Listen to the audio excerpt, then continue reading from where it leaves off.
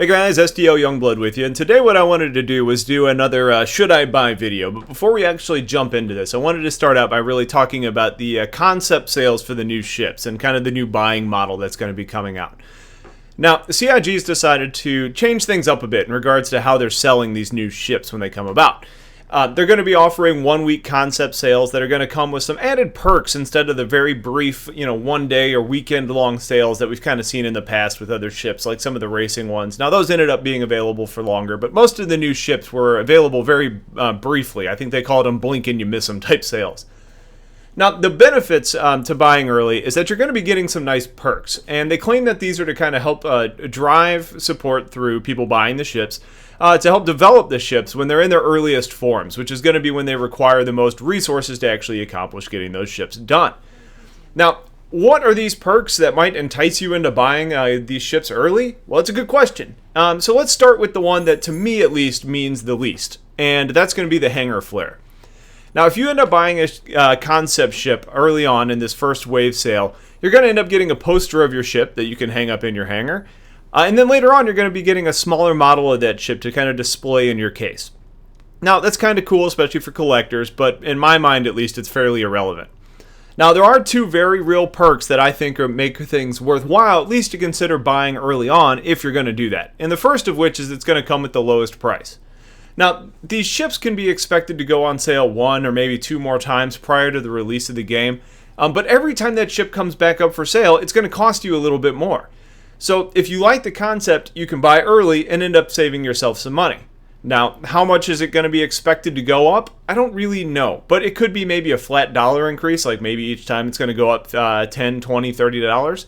Or maybe it's percentages. Buy early and you get a 25% discount. Buy in the middle sale, you end up getting a 10% discount, and then you buy on the last time when it's finally available and it's just full price. I'm not sure, that's speculation, but it could be either one of those. And then the last thing is, and it's a big one, is that you're going to get lifetime insurance on your ship. Now, most ships you buy now come with 2 to 6 months of in-game insurance, in case you need to replace that ship. But if you do buy during the initial concept phase, you get permanent LTI for your ship, and that's a big perk in my mind. So let's go ahead and just jump into the very first ship that's available for concept sale, and it's on sale right now, and that's the Reclaimer. Now, the Reclaimer in its essence is a big-ass salvage ship. It's a behemoth. The thing got released, and it turned out to be way bigger than we ever expected it to be. So I'm going to put up some pictures for you to all be able to kind of see it to scale, especially compared to things like the Constellation. But overall, the thing's a beast. It comes with tractor beams, floodlights, scanners, docking ports, a jump drive. It's going to have pods for drones to go out and salvage and survey things. It's got a reinforced cargo bay. And really, the ship is ready to find, dismantle, and break down and transport the wreckage that you find from its last resting point to where you're going to turn it in for a profit. Now, one of the most interesting and key components about the ship is that it's got this really huge arm that can kind of reach out, grab debris from space, and just drag it back inside the ship to be processed. And I think that's very, very cool. One other thing that CIG stated about the ship is that it's going to have a manned cutter, and I put that in quotes. Which I take it to be is basically a small flying ship that's got a big old saw on it, so you can exit it in like an EVA suit, fly over to some debris, start cutting away chunks that are more manageable sizes to be dragged back in. Now, the Reclaimer's about 7.5 times heavier than a Constellation Taurus, and has the engines of the same size. Now, it's worth noting that it's got 2 more engines than the Constellation does, but when you compare the size of the ship, I think it's pretty evident that this isn't going to be fast. And as far as its weapons are concerned, it doesn't have a lot going for it as is, at least stock. Now, they've stated that you can mount turrets or missile batteries, and because they've got multi-purpose hardpoints on this ship. But when you first get it, the stock version of it, it's not going to have a lot of teeth on it. So when you've got a big, slow ship without a ton of protection, it doesn't really make it a ship that you want to take out and operate solo. Also, the fact that it's as big as it is, there's probably going to be a lot of stations. You're going to want at least NPC or other players with you. But I would even suggest hiring more like escorts or using this as a supplemental ship in your organization's fleet. So right now, the Reclaimer is on its concept sale, like I mentioned above. And as such, you can buy it for a short window. And that window closes on October 6th. Now, the price for this first-time sale comes in at $350. So remember, the first wave concept ships do include lifetime insurance, and that is a discount on what's going to be at the end. So if you're interested in the ship, that is a big plus. So who out there should really be considering buying a reclaimer? And I've got a couple different categories here of people that I think would actually benefit from this ship. And the first one in my mind is going to be kind of the traditional usage of the ship. You're roaming around with some explorer ships, maybe trying to find derelicts that are just out there, and your goal is to actually salvage stuff that's just floating around in space. Well, not only can you use the survey drones that are on the ship, but having some other exploration ships in your little convoy could maybe use their improved scanners, or maybe even be scouts to fly ahead to find other places where you can find ships and then increase your profits overall. Another kind of fleet that might benefit from this would be like the search and rescue fleet. So let's say your organization is really focused on flying around helping those that are in need or their ships are broken or whatever. And you receive a distress beacon from someone who was attacked and is maybe drifting waiting for pickup. Well, theoretically, you could offer assistance, i.e. picking them up, in exchange for their wreckage. Now, if you want to consider yourself in that situation, maybe you're sitting there, your character's about to die. We've all seen, hopefully, the death of a spaceman, so we kind of know how some of that's going to work. But it's a bargain, your life for your broken ship. Well, if your ship's going to be replaced by insurance anyways, maybe that's a deal you want to consider to make. Of course, that could be depending on how good their reputation actually is, because if it turns out to be a pirate fleet, maybe you're ended up being killed anyway. So, something you might want to consider. Especially if they're actually going to be, reclaiming your ship anyways. Another person that might want to consider getting a reclaimer would be what I kind of call the quote-unquote team player. So let's say your fleet is running an operation and you're engaged by pirates, and you end up winning the battle, but there are casualties, specifically with some of your ships. Well, we know that insurance is going to cover your base model. So whatever happens to your ship, you will at least, if you've got insurance, have your ship replaced. But if you've got upgrades on your ship, those might not be covered. And as a result, you may need to purchase those again. So if you've got a reclaimer in your fleet, and they are these quote-unquote team players, they could maybe salvage any undamaged parts, like the ones that aren't actually destroyed on your ship, and end up keeping them safe again until your base model's replaced, thus saving you some time and headache and cost, basically, so you can get some of your stuff back on your ship. That's kind of the team player that you might see using this in your organization's fleet. Don't forget, though, they're saving you money, so it's probably worth tipping your salvage man. Another person or group, mercenaries. Let's say your fleet, the goal of your fleet is to go out and hunt.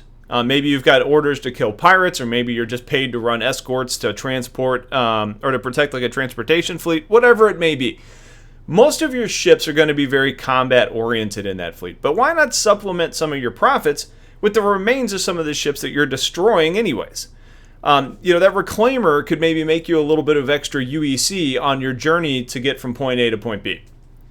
And then the last one's pretty simple. The pirate fleet. If you're hunting, maybe you got some cutlasses or hornets or whatever you are. You're a pirate fleet. Your goal is to go out and get cargo.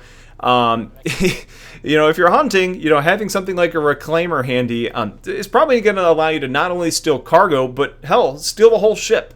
So I think there's a couple groups of people that might actually benefit from having a reclaimer in their fleet. But I think that kind of that would be kind of your focus area. Now, there's been some talks on the forums and such about using the reclaimer as a repair ship. Now, emergency repairs, maybe using like pipes and beams, or just putting plating back up on the side of a ship to, kind of heal it up. Maybe you've got some parts on board. I could see this maybe being used as a very basic way to repair certain things without actually having to get somebody all the way back to maybe a repair facility.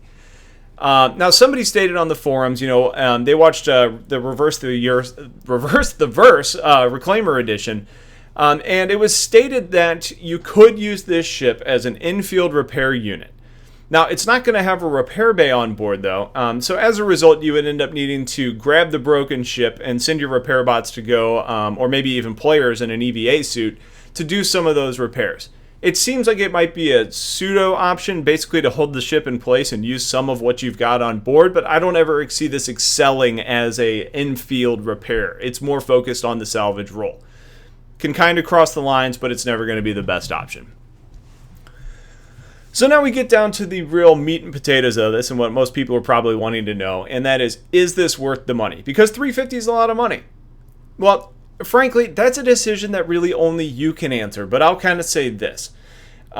It's been an easier question to answer with previous ships in the past, and especially for some of the smaller single-seater crafts that are more combat-focused. You know, we can play with ships in that category right now in Arena Commander, so we kind of get a better idea of how things all play out, or at least they should. Now, when we talk about big ships like these, it's really hard to put a price on them, so we don't really know how long it's going to take to earn one in-game, or, you know, how much return on your investment you're going to get in the PU. So personally, I could see the Reclaimer being a real moneymaker in the universe. I do. I think there's going to be a lot of debris floating around, and I think there's a lot of opportunities to make that UEC if you're flying this. So I would say if you're passionate about the game and you just want to back it, or if your fleet really needs a ship to kind of fit this role, or salvage is what you really want to do, that's what you're passionate about and why you're playing Star Citizen, and you want a bigger ship to fill that role, then I would say yes, the Reclaimer is definitely worth the money. For most people, though, especially if you're not committed or really confident that this is the type of ship or the type of play style that you would use frequently, I would say the price tag is too high to commit to something like this. I would probably save that money and put it elsewhere, whether that be new hardware for your computer or different ships that fit your play style better, or what your goals in the game are. Or maybe you just want to save some money overall because we've all been buying ships left and right and our wallets are starting to really regret some of our purchases. I would say, though, that for larger organizations, whether you buy it now or earn it in-game, I think there's real benefit to having this in your fleet. And whether that's a supplement to some of the operations you're already going to be taking on anyways, or whether you're going to be designing operations with this as your objective, to do salvage, it's going to be a good ship that you probably want to have in your fleet at some point, one or another, especially for the larger fleets and organizations out there. I will say this, the ship in this type of gameplay, at least to me, is exciting and interesting. And I think it's going to be something that's going to be incredibly fun to at least hop on board and do some of these operations, at least every once in a while, just to experience this last side of the game. And it is one of the newer things that's kind of popped up, and I'm glad to see we're starting to get more information on it. And then the last thing I wanted to bring up was that there's going to be 5 other ships that are released in this wave of concept sales. And those are going to include the Orion, which is a big old mining vessel. It's got kind of those spider drones that we've seen. An 890 Jump, which is the Origin luxury space yacht. Basically, it's going to be kind of the Phoenix competitor. The Carrack, which is going to be the exploration ship dedicated to longer range exploration. The Whole Sea, which is a big old transport vessel, actually massive transport vessel. And then finally the Herald, which is going to be about like data and information running. Now those are listed in no particular order. I don't know what's coming next in these concept wave sales or how far apart they're going to be spaced out. So I'm going to try and be a bit quicker about getting these out for you. Life's been really busy and it's been hard to put this out. So here you go. I'm hoping this helps. You guys have about 7 days to decide if you want this or not. But stay tuned for a lot more should I buy videos, and I'm going to try and keep breaking these down as we get more ships that come out. So hopefully you guys found value in this. If you liked it, give it a like, subscribe if you haven't yet. I appreciate you guys stopping by and watching. Stay tuned for a lot more, and I'll talk to you all later. Take care.